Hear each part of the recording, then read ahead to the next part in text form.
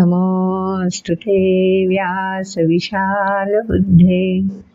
फुल्लारविन्दायतपत्रनेत्र येन त्वया भारततैलपूर्णः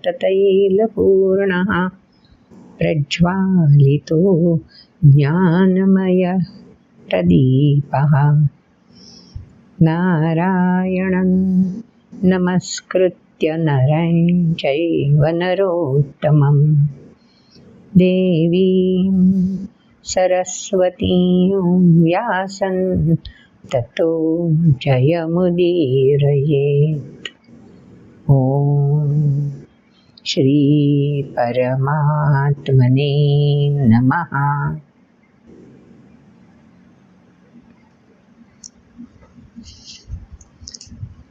पिछले वीडियो में तीसरा अध्याय जो कर्म योग है उसमें एक महत्वपूर्ण श्लोक है जो हमारे जीवन के लिए सार सर्वस्व होना चाहिए।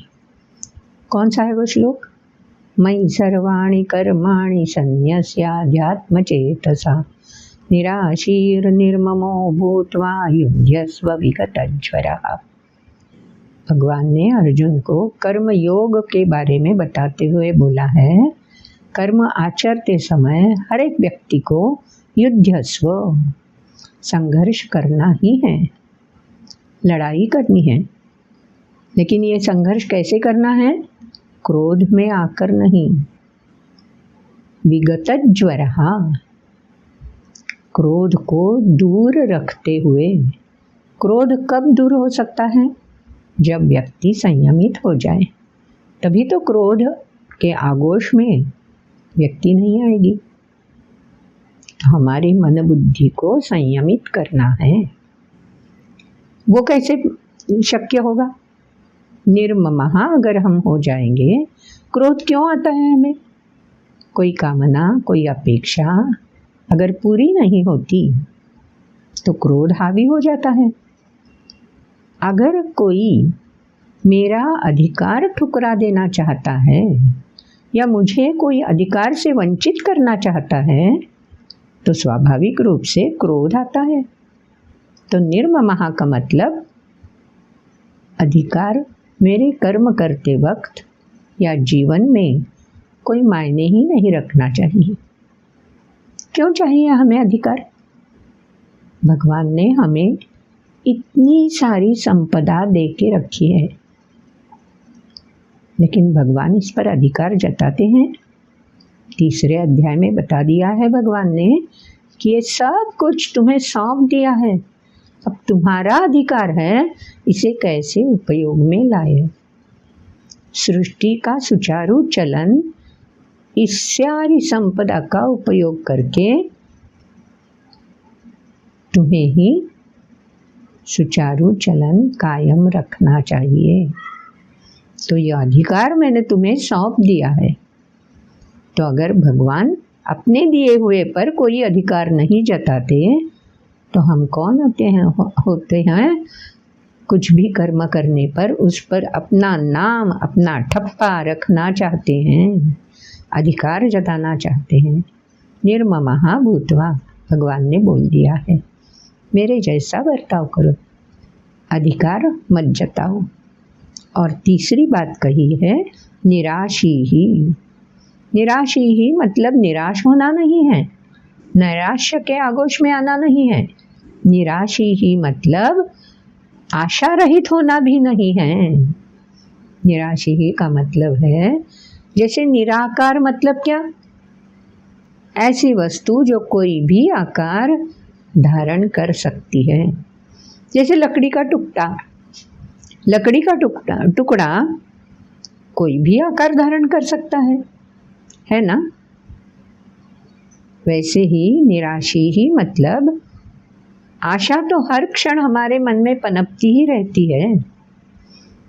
आशा है इसलिए तो जीवन है, आशा है इसलिए तो विकास है, आशा है इसलिए तो प्रगति की राह हमें दिखती है।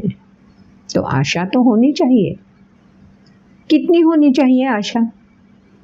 अनेकानेक आशाएं होनी चाहिए। लेकिन कैसी होनी चाहिए? एक बार अगर लकड़ी के टुकड़े से एक आकार तय किया, निश्चित किया, तो वही आकार उस लकड़ी के टुकड़े को देने के लिए प्रयास करते हैं ना, बीच में ही छोड़कर नहीं, अब ये नहीं, ये दूसरा आकार, तो नहीं चलता। वैसे ही निराशी का मतलब है आशाएं अनंत हो, लेकिन एक आशा अगर हमने मन में निश्चित की है तो उसी दिशा में हमें प्रवास करते रहना चाहिए, उसी ओर, उसी दिशा में हमें मार्गक्रमण करना चाहिए, उसी दिशा में हमें अपना लक्ष्य निश्चित करना चाहिए। आशा का कोई अंत नहीं होता, इसलिए निराशी ही मतलब आशा रखनी ही चाहिए, लेकिन कैसी रखनी चाहिए? एक आशा मन में पनपती है तो वो आशा संपन्न हो, इसलिए प्रयास करते रहना चाहिए। बाद में दूसरी आशा, बीच में ही वो आशा वैसे ही छोड़ दे, अलग सी आशा, तो क्या होगा? रास्ते में ट्रैफिक जैम हो जाता है ना, तो ना इधर का ना उधर का, हम कहीं के नहीं रह जाएंगे, बस सदैव हम अतृप्त ही रह जाएंगे। इसलिए निराशी ही का मतलब आशा संपन्न होना ही चाहिए, आशा रखनी ही चाहिए, लेकिन एक साथ कई आशाओं से जुड़ना नहीं चाहिए। तल्लीन होकर, तद्रूप होकर एक ही आशा वास्तव रूप में लाने के लिए काम करते रहना चाहिए। हाँ, ऐसा नहीं हो सकता कि वो आशा पूरे की पूरे जो स्वप्न में देखी है, जो मन में ठान ली है, वैसा का वैसा ही रूप सामने आ जाए, ऐसा नहीं हो सकता। कभी कभार बीच में ही ध्यान में आता है कि ये आशा मैंने रखी तो थी, उसके अनुसार मैंने निश्चय तो किया था, लेकिन मेरी क्षमता को ये अब वहाँ तक जाना मुमकिन नहीं हो रहा है। तो ठीक है, कोई बात नहीं, जहाँ तक प्रवास किया हुआ है वो अंतर तो हमने पार कर लिया है ना, फिर क्षमता जुटाइए, फिर अगला प्रवास शुरू कर सकते हैं। यही तो जीवन है, भगवान ने यही तो बताया है, मयि सर्वाणि कर्माणि सन्न्यस्य, ऐसा उस श्लोक में बता दिया है कि ठीक है, वहाँ तक का प्रवास डिटैच, ACD फॉर्मूला हमने ध्यान में रखा है ना, तो पहले एक्सेप्ट करो, फिर कंटिन्यू, फिर डिटैच भी ध्यान में रखना चाहिए। तो ये निराशी ही शब्द है ना, वो अलग ही है, इसीलिए इसका थोड़ा ज़्यादा स्पष्टीकरण अभी हमने समझ लिया। अब और एक पिछले वीडियो में आपने देखा होगा एक स्पष्टीकरण, स्वधर्मे निधनम श्रेयः। श्रेयः मतलब शाश्वत तृप्ति, शाश्वत समाधान, शाश्वत संतुष्टता। हम चाहते तो हैं कि ये प्रचिति हमें मिल जाए, ये श्रेय हमारे लिए सदा पास ही रहे, लेकिन ऐसा होता नहीं। क्यों नहीं होता? स्वधर्म भी हम समझते हैं, जो दायित्व जिस वक्त निभाते हैं, जो काम जिस वक्त स्वीकार किया है उसी में जुट जाते हैं, वहीं काम आगे चलते रहते हैं, आगे लेकर जाते हैं, तो स्वधर्म भी समझ में आता है, हम निभाते भी रहते हैं। लेकिन बीच में जो निधन शब्द है ना, ये समझना ज़रूरी है। स्वधर्म आचरते वक्त श्रेय की ओर जाना है, तो किस बात का निधन होना चाहिए? अगर मेरा देह ही नहीं रहा, मतलब मैं ही देह का त्याग करके, मतलब मेरा मृत्यु हो गया, तो श्रेय कहाँ मिलेगा? उसकी प्रचीति मुझे कहाँ मिलेगी। तो स्वधर्मे निधनम श्रेया का मतलब देह तो चाहिए, स्वधर्म निभाते रहना चाहिए, और फिर भी निधन। तो ये कैसा निधन? निधन मतलब गत प्राण। तो ये क्या गत प्राण होना चाहिए? किसका अस्तित्व मिट जाना चाहिए? वही तो कुंजी है। कर्मयोग आचरते वक्त यही ध्यान में रखना है। और तीसरे अध्याय में अंतिम 4 श्लोकों में भगवान ने ये बता दिया है कि निधन किसका होना चाहिए। तो निधन किसका होना चाहिए? अब ध्यान देकर सुनना। मेरे अंदर काम शुरू करते ही फलित की आशा पनपने लगती है। तो अगर मैं फलित की ओर आकर्षित होता रहा, फलित के बारे में ही सोचता रहा, तो वो फलित अगर नहीं प्राप्त हुआ तो श्रेय कैसे मिलेगा, संतुष्टता कैसे प्राप्त होगी। तो फलित के बारे में सोचना नहीं चाहिए। तो फलित की सोच जहन से निकल जानी चाहिए, उसका निधन होना चाहिए। एक बात। दूसरे अध्याय में भी भगवान ने यही बता दिया है। अब यहाँ स्वधर्म से उसे जोड़ा है। दूसरी बात, जैसे ही हम आचरण करना शुरू करते हैं वैसे ही भी ये सोचने लगते हैं कि ये आचरण मैं कर रहा हूँ, तो लोगों ने इसको सराहना चाहिए, इस पर मेरा ठप्पा लगना चाहिए। ये आचरण वाह क्या बात है, कैसे निभाया है इसने बखूबी। तो अहंता आ गई। तो ये अहंता भी, ये ममत्व भी नहीं चाहिए। उस भावना का भी निधन होना चाहिए ताकि संतुष्टता, तृप्ति, समाधान पा सकें। कामनाएं भी पनपती रहती हैं। तो स्वधर्म निभाते निभाते जो और कामनाएं जुड़ जाती हैं, ये भी प्राप्त कर लूँ, वो भी मिल जाए तो, ऐसा भी हो जाए तो उन कामनाओं का, उन अपेक्षाओं का भी निधन होना चाहिए। क्रोध का तो आवश्यक ही है, क्रोध तो चाहिए ही नहीं। तो स्वधर्मे निधनम श्रेयः, इस सब का निधन अगर हो जाए, मतलब ये सब कुछ कर्म आचरते वक्त हम में नहीं पनपते रहे, तभी श्रेय की ओर हम स्वधर्म निभाते निभाते अनायास ही पहुँच जा सकते हैं। अगर इनका ही सहारा लिया गया तो क्या होगा? स्वधर्म नहीं बचेगा, वो बन जाएगा परधर्म। क्योंकि हम अपेक्षाओं की ओर खींचने लगेंगे, क्योंकि हम क्रोध के आगोश में आ जाएंगे, क्योंकि हम अपना अधिकार जताने लगेंगे। तो ये स्वधर्म रहा कहाँ? ये हो गया परधर्म। और ये परधर्म कहाँ ले जाएगा? आशंका, भय, अज्ञान, किंतु परंतु। तो ये सब जो मिलकर है भयावह स्थिति पैदा कर देंगे। इसलिए परधर्मः भयावहः। कर्मयोग अध्याय में भगवान ने ये स्पष्ट रूप से हमें समझाया है।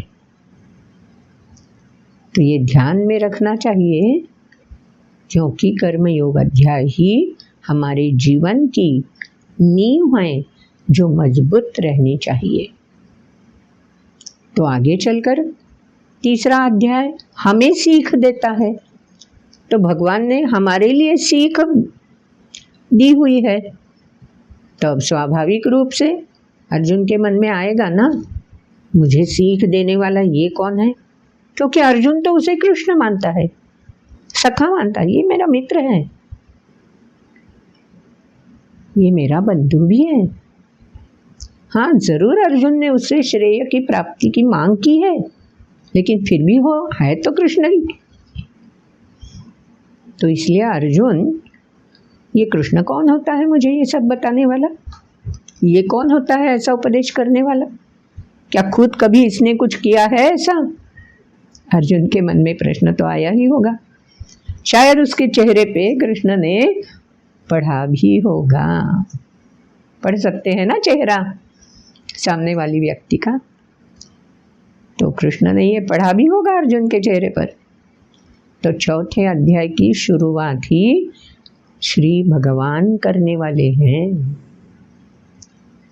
लेकिन अध्याय की शुरुआत करने से पहले अभिषेक हमसे मिला था और उसने कुछ मूलभूत प्रश्न किए हैं, जो प्रश्न आपके भी मन में आते होंगे। तो ऐसा करते हैं, पहले अभिषेक के प्रश्न सुनते हैं, उसका स्पष्टीकरण करते हैं, फिर आगे चलकर चौथे अध्याय की शुरुआत करते हैं। तो सुने अभिषेक के प्रश्न। कुरुक्षेत्र पर बहुत सारे योद्धा मौजूद थे, जैसे कि कर्ण, दुर्योधन, राजा धृतराष्ट्र। फिर भी भगवान श्री कृष्ण ने गीता का उपदेश अर्जुन को ही क्यों किया? श्रीमद् भगवद गीता, जिसका हम आज के युग में अध्ययन कर रहे हैं, वही भगवान श्री कृष्ण जी ने कुरुक्षेत्र पर बताई थी क्या, या वह अलग थी? कुछ विद्वान कहते हैं कि वह 5000 साल पुरानी है, तो कुछ लोग कहते हैं कि वह 2500 साल पुरानी है। वह कब बताई गई और हमारे हाथों में लिखित स्वरूप में कैसे पहुंची? मैं एक छोटे गांव से पढ़ाई के कारण नासिक शहर में आया था। वहाँ न्यास के श्रीमद् भगवद गीता के वर्ग में संथा प्राप्त की। जैसे सर ने मुझे बताया कि संथा वर्ग तो इस बहुत बड़े अध्यापन क्षेत्र की ओर एक छोटी सी शुरुआत है। मेरे गांव में मेरे बहुत सारे दोस्त और परिवार के लोग हैं जो गीता अध्ययन करना चाहते हैं, तो उन तक गीता का ज्ञान कैसे पहुंचाया जाए? आपने प्रश्न सुना। पहला प्रश्न अभिषेक ने जो पूछा है बहुत ही महत्वपूर्ण है, हमारे सबके मन में वो आता है। युद्ध क्षेत्र में कर्ण है, दुर्योधन है, पितामह भीष्म है, द्रोणाचार्य है, और ये सब किसी न किसी मोह जाल में फंसे हुए हैं।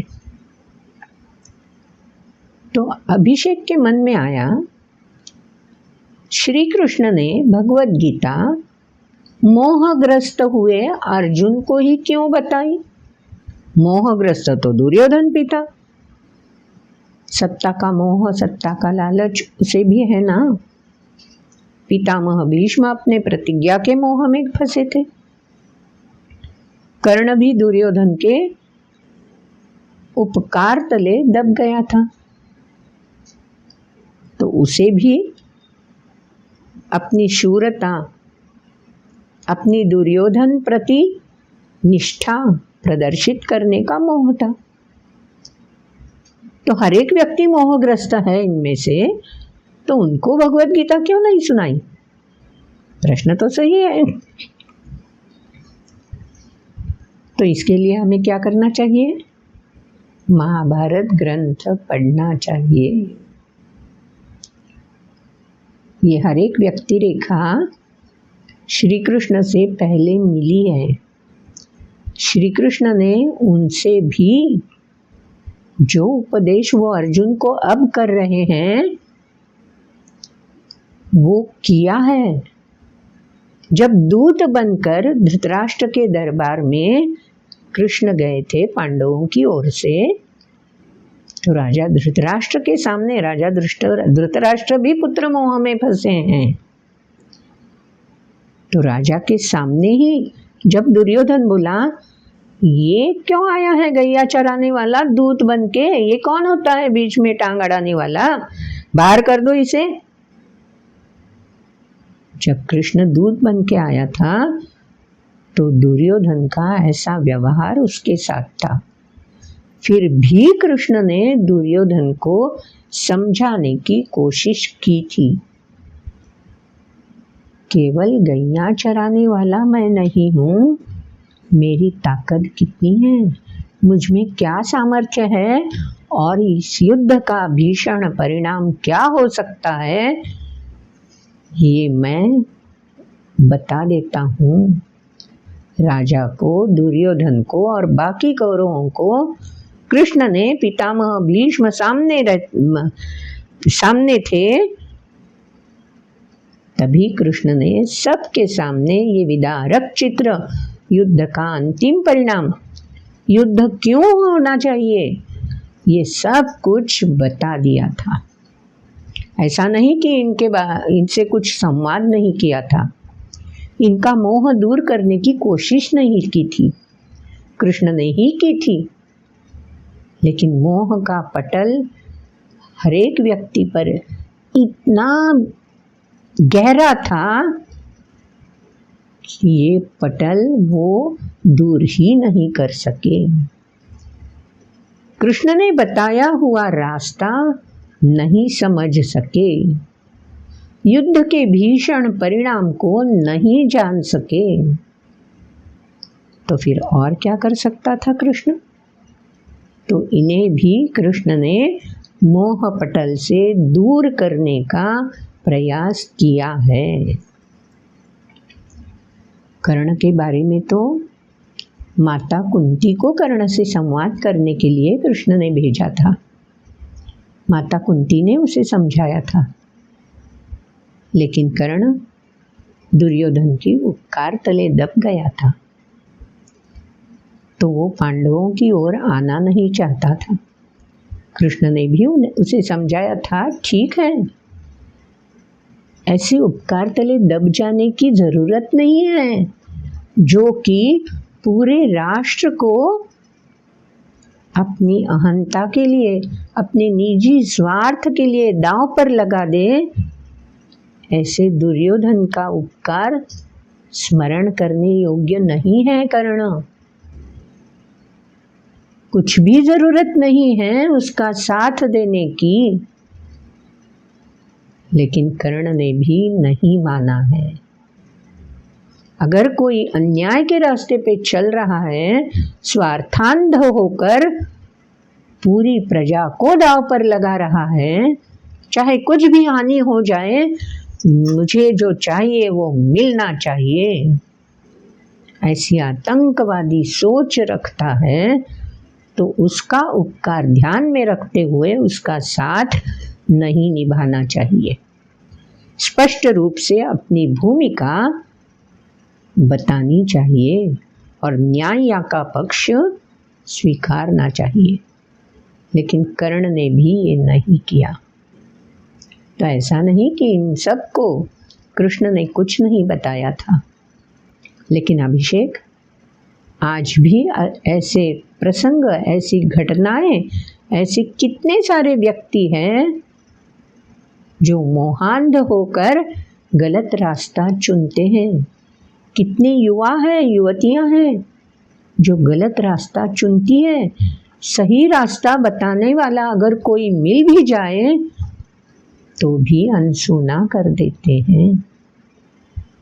तो ये उस जमाने की, उस वक्त की बात नहीं है, आज भी वही होता है। कोई ना कोई कृष्ण सही रास्ते पे के लाने के लिए बोध करता है, उपदेश देता है, लेकिन माने तब ना। तो मुझे लगता है अभिषेक, तुम्हें तुम्हारे प्रश्न का सही समाधान मिला हो, सही उत्तर मिला हो। आगे अभिषेक ने पूछा है, कोई कहता है गीता 5000 साल पहले, कोई कहता है गीता 2500 साल पहले की है। प्रत्यक्ष रूप में ये लिखित स्वरूप में हम तक कैसे पहुंचनी है, कब पहुंची है, ऐसा प्रश्न अभिषेक ने पूछा है। तो गीता 5000 साल या 2500 साल वगैरह हिसाब करने की ज़रूरत ही नहीं है। अभी जो पहले प्रश्न के उत्तर में बताया ना, तो गीता है ही सार्वकालिक। सत्य युग में भी गीता, त्रेता युग में भी गीता है, द्वापर युग में भी है और कलयुग में भी है। युगों युगों तक ये गीता का संदेश प्रवाहित होता आया है। तो ऐसा हिसाब करने की जरूरत ही नहीं है, क्योंकि गीता, फिर से एक बार सुनना, सार्वकालिक है, सबके हित के लिए गीता का संदेश है। तो बताने वाला कृष्ण, नाम अलग हो सकता है, व्यक्ति का बाह्य रूप अलग हो सकता है, लेकिन तथ्य तो वही है, संदेश तो वही है, चाहे युग कौन सा भी हो। तो कितने साल पुरानी है, इसके बारे में सोचते रहना कोई मायने नहीं रखता। हाँ, लिखित रूप से हम तक कैसे पहुंची, तो पहले एपिसोड में हमने वो सुना है, पहले वीडियो में हमने वो देखा भी है। व्यास मुनि कुरु के वंश से जुड़े हुए हैं, तो उनका ऐसा लगा ये कुरु वंश में हर एक व्यक्ति हर एक अलग अलग वृत्ति का प्रतिनिधि है। तो जिस व्यक्ति से जो भी व्यक्तित्व का पहलू उजागर होता है वो भी सार्वकालिक है। तो क्यों न ये इतिहास लिखित स्वरूप में प्रवाहित करे, सबके सामने लाए, ताकि हर युग में ये इतिहास मार्गदर्शक दीप स्तंभ साबित हो जाए। तो ये सोच व्यास मुनि की है। तो इसीलिए हम शुरुआत के प्रार्थना में व्यास मुनि को विशाल बुद्धे कहते हैं, जिसकी व्यापक सोच है। हर एक व्यक्ति को किस तरह से ये महाभारत का संदेश, जो भगवत गीता में संक्षिप्त रूप में इकट्ठा किया हुआ है, संग्रहित किया हुआ है, वो संदेश कैसे पहुंचता रहे, ये विशाल बुद्धि की सोच है, ये व्यापक दृष्टिकोण है। व्यास शब्द का मतलब ही यही है, व्यापकता। तो व्यास मुनि ने ये सोचकर श्री गणपति को आवाहन किया है कि क्या मेरी सहायता करोगे, ये ग्रंथ लिख सकोगे। तो श्री गणपति और व्यास दोनों सहाध्यायी है। तो सहाध्यायी मतलब गुरु बंधु है। तो गुरु बंधु होने के कारण श्री गणपति भी तैयार हो गए। लेकिन ऐसे ही थोड़े ना तैयार होते, उसने एक शर्त रख दी। क्या शर्त रख दी? गणपति ने बता दिया, देखो मैं लिखते रहूँगा, लेकिन बीच में रुकूंगा नहीं। अगर तुम रुक गए तो मैं लिखना छोड़ दूंगा। तो व्यास मुनि ने, हाँ ठीक है, कोई बात नहीं, तुम लिखते जाओ, मैं बोलते जाऊंगा। देखो गुरु बंधु कैसे होते हैं, एक दूसरे की शर्तें मान ली और कुरु वंश का पूरा इतिहास, महाभारत जिसका पहला नाम जय है, उस ग्रंथ में धीरे धीरे दृग्गोचर होने लगा, शब्द रूप लेता गया। तो ये काम श्री व्यास मुनि और श्री गणपति ने मिलकर किया है। तो ये 1,00,000 संहिता जो है, वो क्या इतना आसान काम है कि बोले जाओ और लिखते जाओ। तो व्यास मुनि ने क्या किया है, बीच बीच में ऐसे कूट सवाल श्लोक में गूंथे हैं और लिखवाए हैं गणपति से, क्योंकि व्यास मुनि ने बता दिया था जो कुछ भी लिखोगे वो पहले उसका आकलन कर लेना चाहिए, समझ लेना चाहिए, तभी आगे जाना चाहिए। तो वो कूट प्रश्न जो व्यास मुनि ने श्लोकबद्ध किए हुए गणपति ने लिखे, उनको समझने में गणपति को थोड़ी देर लगती थी। तब तक व्यास मुनि बीच में फिर से ऊर्जा संग्रहित कर लेते थे और आगे का काम शुरू हो जाता था। तो इस तरह 5,000 या 2,500 वगैरह का हिसाब करने की ज़रूरत ही नहीं है। अगर कोई हमसे हिसाब मांगने लगे तो हमें ये उत्तर उनको बता देना चाहिए कि गीता सार्वकालिक है, सार्वत्रिक है।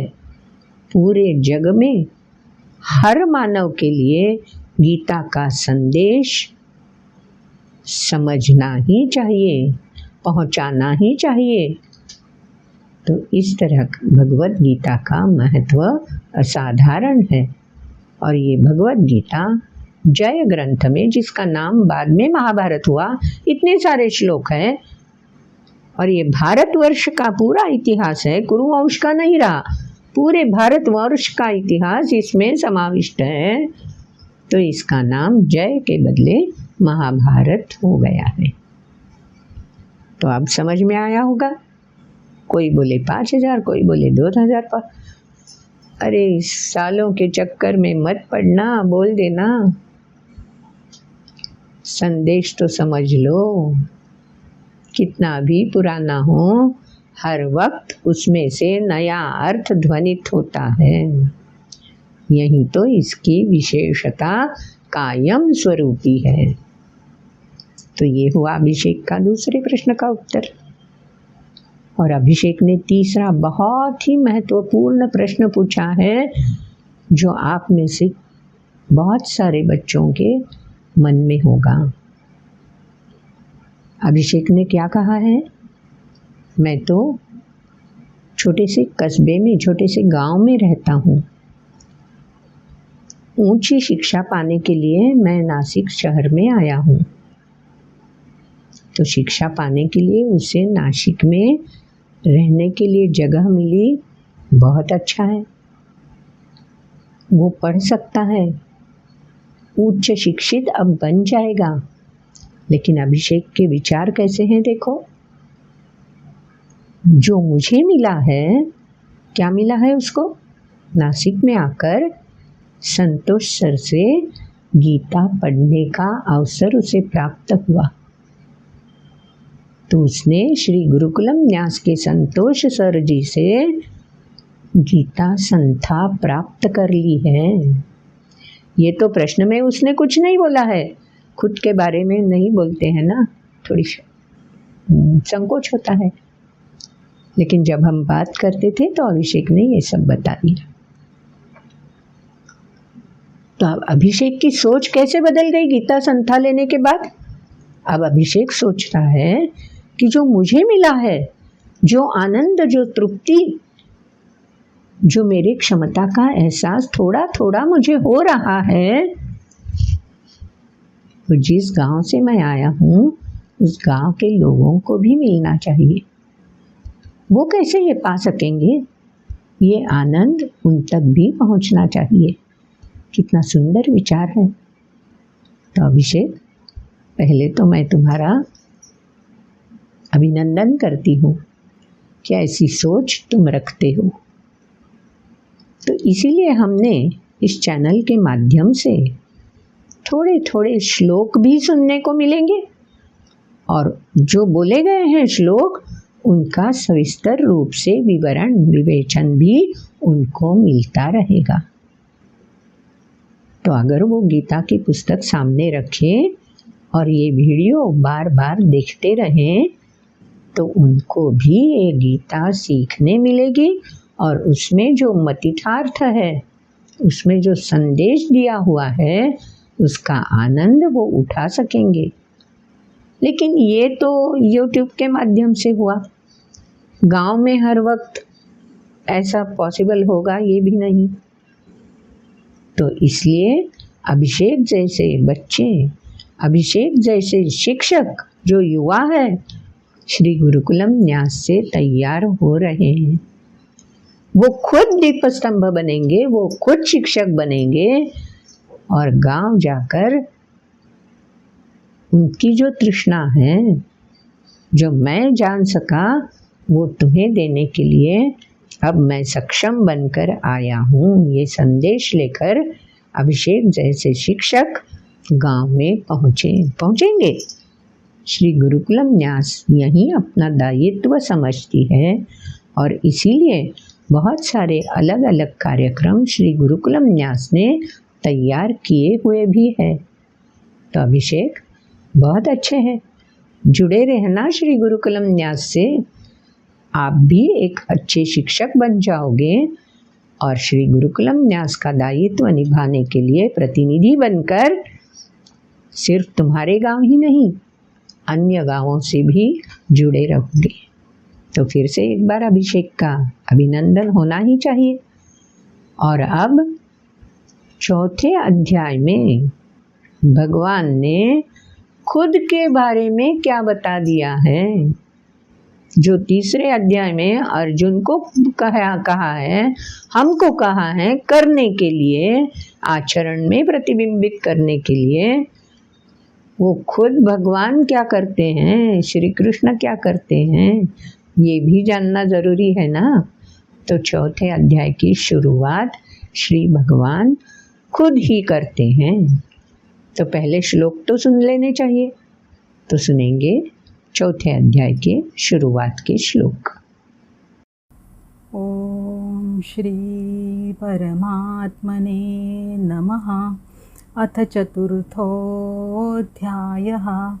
श्रीभगवानुवाच इमं विवस्वते योगं प्रोक्तवानहमव्ययं विवस्वान्मनवे प्राह मनुरिक्ष्वाकवे ब्रवीत्। एवं परम्परा प्राप्तमिमं राजर्षयो विदुः। सकालेनेह महता योगो नष्टः परन्तप। स एवायं मया तेद्य योगः प्रोक्तः पुरातनः। भक्तोऽसि मे सखा चेति रहस्यं एतदुत्तमम्। अर्जुन उवाच अपरं भवतो जन्म परै जन्म विवस्वतः। कथमेतद्विजानीयान् त्वमादौ प्रोक्तवानिति। श्रीभगवानुवाच बहूनि मे व्यतीतानि जन्मानि तव चार्जुन। तान्यहं वेद सर्वाणि न त्वं वेत्थ परन्तप। अजोऽपि सन्नव्ययात्मा भूतानामीश्वरोऽपि सन्। प्रकृतिं स्वामधिष्ठाय सम्भवाम्यात्ममायया। यदा यदा हि धर्मस्य ग्लानिर्भवति भारत। अभ्युत्थानमधर्मस्य तदात्मानं सृजाम्यहम्। परित्राणाय साधूनां विनाशाय च दुष्कृतां। धर्मसंस्थापनार्थाय संभवामि युगे युगे। तो अब श्लोक तो हमने सुने। श्री भगवान वाच, हम अब जान गए हैं कृष्ण भगवान के प्रतिनिधि हैं। भगवान का संदेशा जो उन्हें चैतन्य स्पंदन रूप में प्राप्त होता है, वहीं मुख से ध्वनि रूप में अर्जुन तक पहुंचाते हैं। तो क्या बोला है श्री भगवान ने? पहले ही बोल दिया, इमं विवस्वते योगं प्रोक्तवानहम् अव्ययम् विवस्वान् मनवे प्राह मनुरिक्ष्वाकवे ब्रवीत्। पहले ही बोल दिया कि अरे ये जो कर्मयोग मैं अर्जुन तुम्हें बता रहा हूँ, जो आचरण में प्रतिबिंबित होना चाहिए, इसके बारे में तुम पहले नहीं हो सुनने वाले। मैंने ही इससे पहले, सबसे पहले मैंने किसको सुनाया पता है? सबसे पहले मैंने ये कर्मयोग के बारे में विवस्वान सूरज को बता दिया है। तो ये पहला कर्म सुनने वाला श्रोता कौन है? कर्मयोग सुनने वाला सूर्य है। इसीलिए आज भी हम सूर्य को हर दिन नमस्कार करते हैं, अर्घ्य देते हैं, समर्पित करते हैं, क्योंकि सूरज ही हमें कर्मयोग कैसे निभाना है इसका दायित्व आज भी निभाते हुए हमें समझाते हैं। कैसे समझाते हैं? सूरज हर दिन उगता है, सहस्र रश्मि सहस्र किरणों के साथ हम तक पहुंचता है। प्रकाश लेके आता है।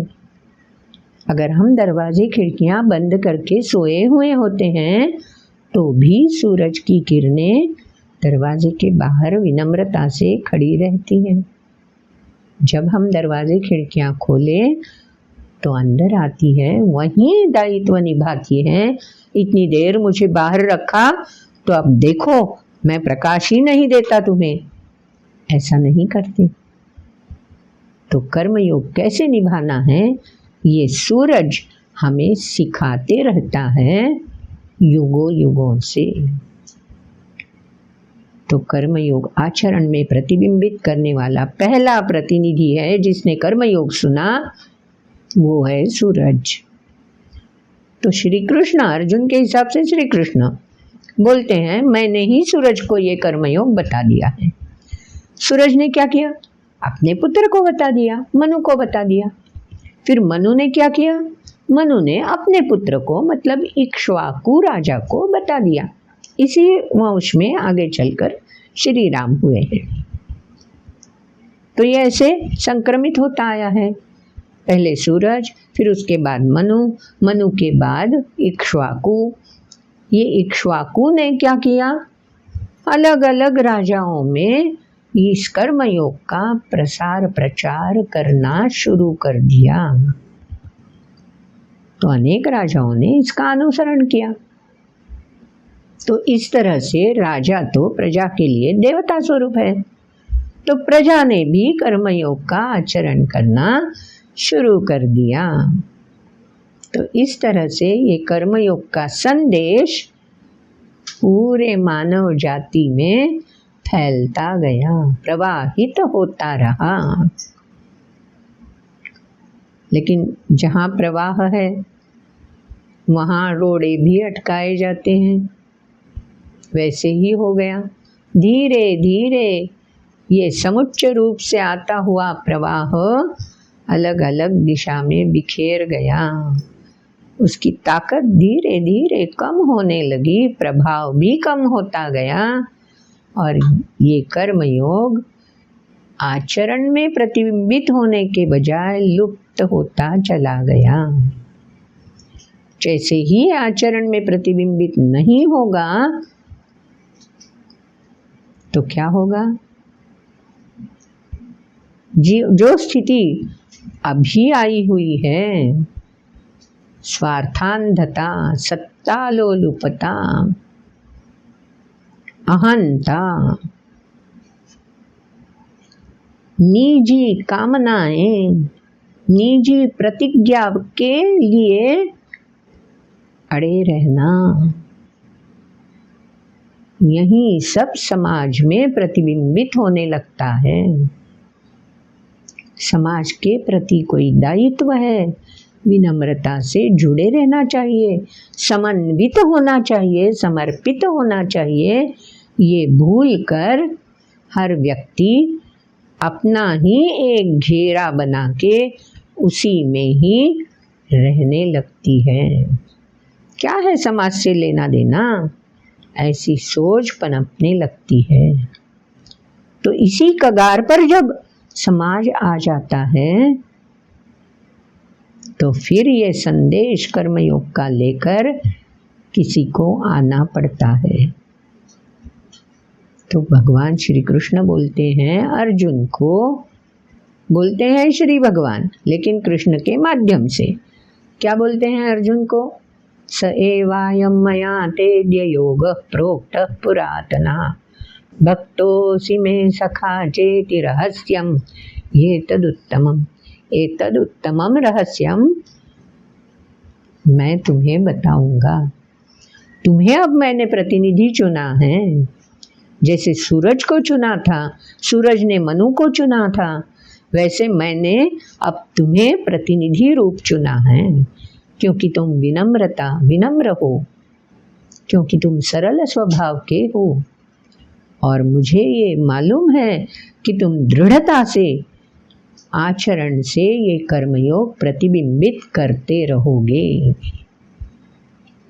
क्योंकि तुम मेरे भक्त भी हो, क्योंकि अर्जुन शरण में आया है ना, तो भक्त हो। और मेरे प्रिय सखा भी हो। दृढ़ विश्वास कहाँ रहता है? जिनका सख्य होता है, जिनका मनोमिलन कायम स्वरूपी होता है, उसके बारे में ही दृढ़ विश्वास होता है ना। तो अर्जुन की ये विशेषताएं भगवान ने उसके सामने प्रकट कर दी है। तो इसीलिए अर्जुन मैंने तुमको चुना है। अभिषेक, अब तुम्हारे पहले प्रश्न का उत्तर भी मिल चुका ना कि अर्जुन को ही क्यों बताई। तो अर्जुन में जो ये विशेषताएं हैं, जो स्वीकार कर सकता है, स्वीकार करने पर उसी रास्ते पर दृढ़ता से मार्गक्रमण कर सकता है और समर्पित भी हो सकता। डिटैच होना मतलब समर्पित होना, तो समर्पित भी हो सकता है, अहंता से परे भी रह सकता है। समर्पित होना मतलब अहंता का लय करना, तो वो भी कर सकता है। ऐसा अर्जुन है, इसीलिए अर्जुन को ही भगवद गीता संदेश के रूप में भगवान ने बताई है।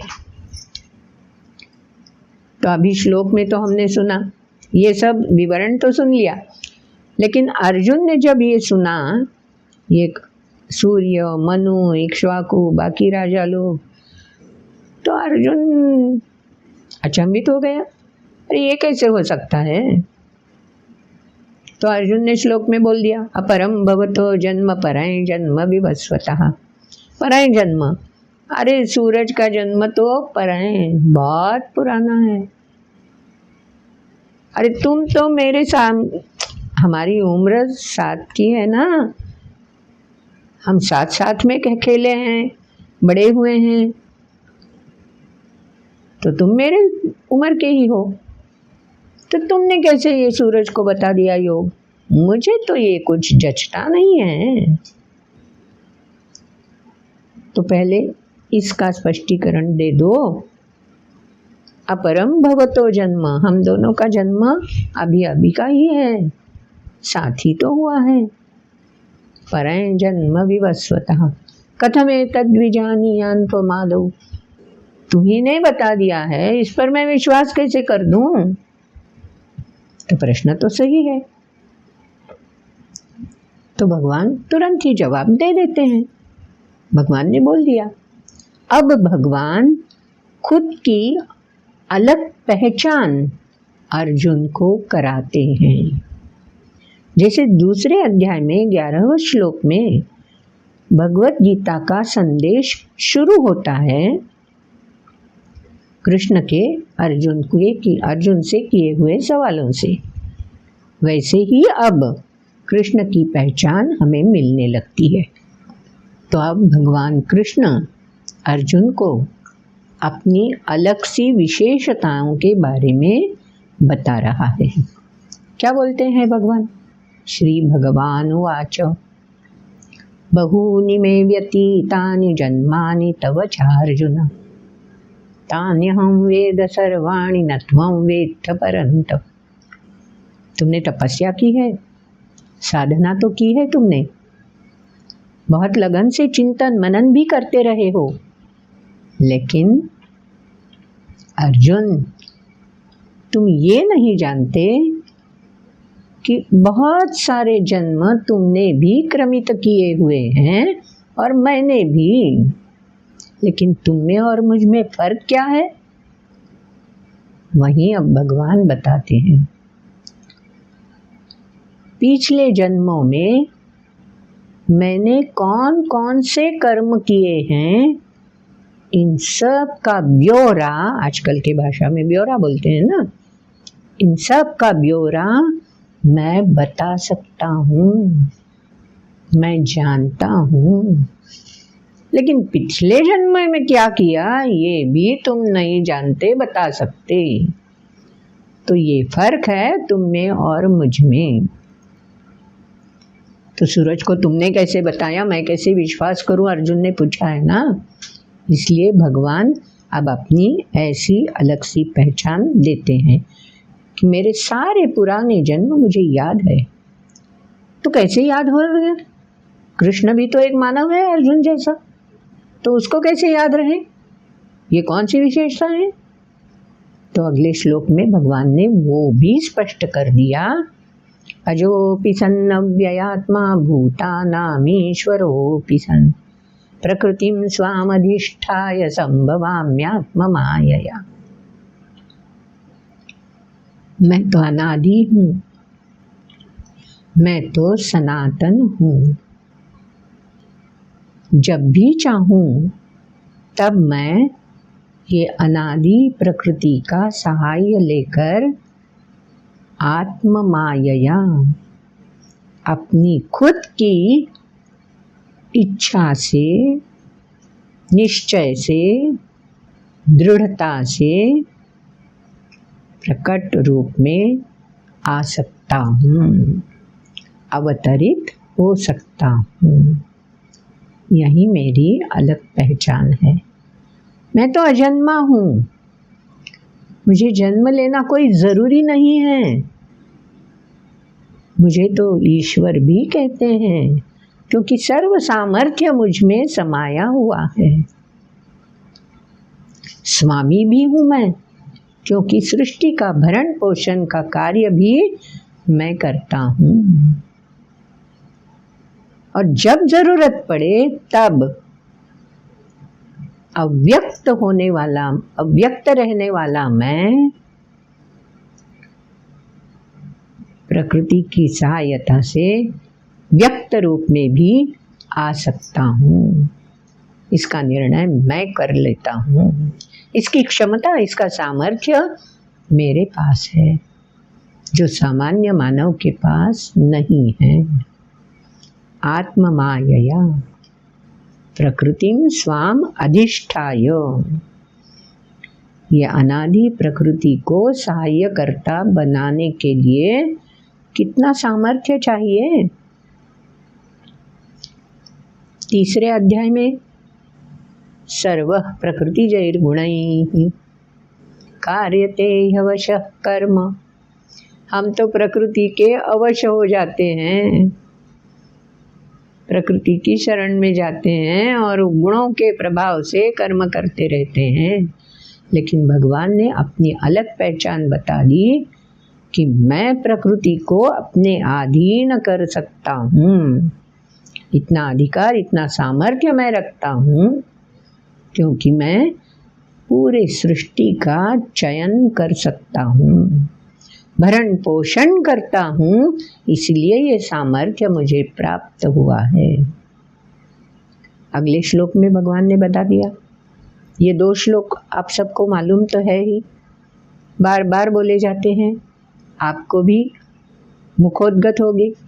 यदा यदा हि धर्मस्य ग्लानिर्भवति भारत अभ्युत्थानमधर्मस्य तदात्मानं सृजाम्यहम् परित्राणाय साधूनां विनाशाय च दुष्कृतां धर्म संस्थापनार्थाय संभवामि युगे युगे।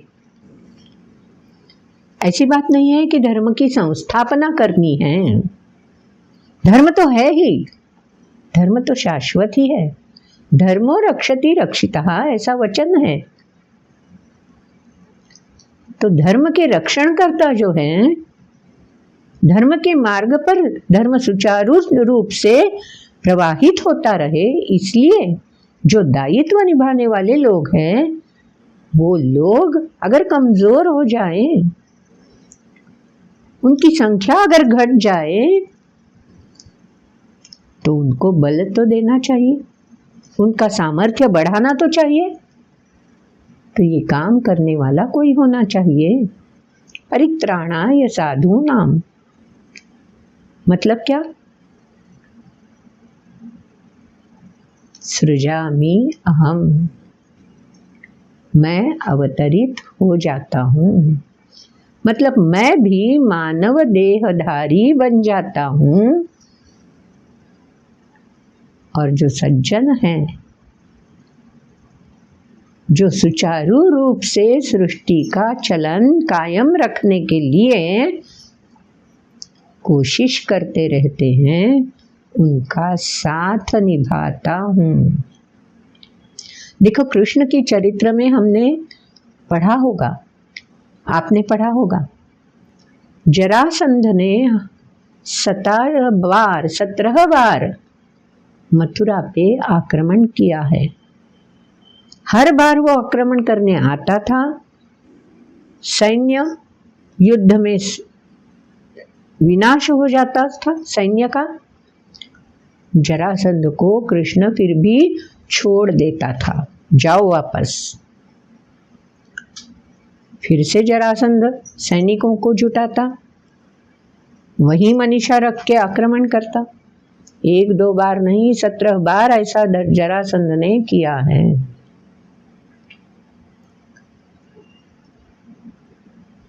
तो कृष्ण ने ऐसा क्यों किया? मार क्यों नहीं दिया पहली बार ही?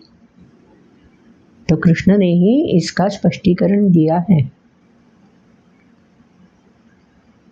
जो इस वृत्ति के साथ खड़े रहना चाहते हैं, ऐसे लोग सम्मिलित होकर युद्ध करने आएंगे तो उनका खात्मा करना आसान हो जाएगा। जो अधर्म के रास्ते का साथ दे रही है, उसी रास्ते पे चलती रहती है। जो व्यक्ति अधर्म का अभ्युत्थान वहीं पनपना चाहिए ऐसी सोच रखता है, उसके साथ अगर जुड़ जाते हैं तो ऐसे लोगों को नष्ट कर देना चाहिए। तो ऐसे लोगों को तो हरा देता है कृष्ण, लेकिन जरासंध ही खत्म हो गया तो ऐसे लोग बिखर जाएंगे, वो सामने कैसे आएंगे? वो वृत्ति यहाँ वहां जाकर अपने जैसे लोगों को इकट्ठा करती रहेगी। और एक जरासंध नहीं, ऐसे कितने सारे जरासंध सृष्टि में रोड़े अटकाने के लिए, सुचारू चलन ना होने के लिए अपना दायित्व समझकर निभाने लगेंगे। तो कृष्ण का चरित्र ऐसे चिंतन में रखना चाहिए। तो अभ्युत्थानम अधर्मस्य तदा आत्मानं सृजामि अहम्। ऐसा जब इक्का दुक्का व्यक्ति, ऐसा नहीं था कि उग्रसेन शूर नहीं था, उग्रसेन भी शूर ही था, वो आक्रमण का प्रतिकार करता ही था, लेकिन उसका सामर्थ्य इतना नहीं था उसमें कि वो जरासंध को नामोहरम कर सके। तो ये जरासंध कोई व्यक्ति नहीं है, वो तो प्रवृत्ति है। और ऐसी प्रवृत्ति का ह्रास होना, विनाश होना आवश्यक है। और प्रवृत्ति का विनाश करने के लिए ही तो ज्यादा सामर्थ्य की जरूरत होती है। तो भगवान ने वही बोल दिया है, तदा आत्मानं सृजामि अहम्। सृजामि मतलब अवतरित होता हूँ, ध्येय लेकर ही मैं अवतरित होता हूँ। सृष्टि का सुचारू चलन फिर से हो जाए, इसीलिए मैं काम करने आता हूँ, वही मेरा दायित्व रहता है।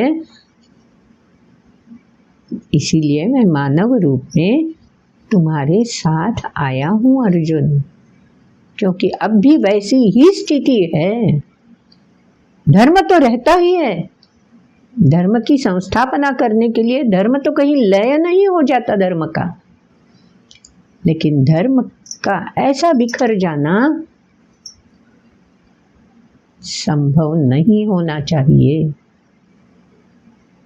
तो इसलिए सामर्थ्यवान व्यक्तियों को इकट्ठा करना चाहिए, इकट्ठा होना चाहिए, समविचारी बन जाना चाहिए और एक ही ध्येय सामने रखकर कर्मयोग निभाना चाहिए। तो मैं ही उनका अग्रेसर बन जाता हूँ, अग्रणी बन जाता हूँ और सबको परित्राणाय साधूना, सबको बलपूर्वक इकट्ठा कर लेता हूँ। चलो मिलकर ये काम करेंगे। गंगावतरण की कथा भी आपने सुनी होगी।